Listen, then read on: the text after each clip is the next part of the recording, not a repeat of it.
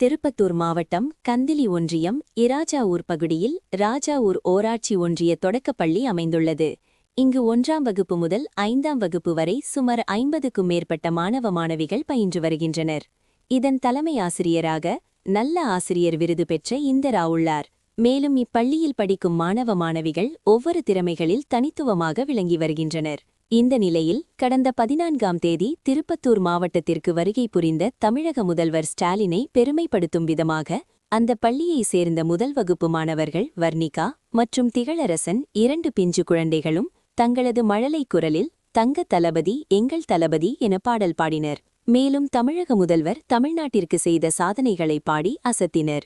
அந்த பாடலில் முதல்வர் ஸ்டாலின் கொண்டு வந்த திட்டங்கள் குறித்தும் இலவச மடிக்கணினி தராங்களாக என சிறுமி கேட்க மற்றொரு சிறுவன் தராங்களே என பாடி அசத்தும் வீடியோ சமூக வலைதளங்களில் மிக வேகமாக பரவி வருகிறது.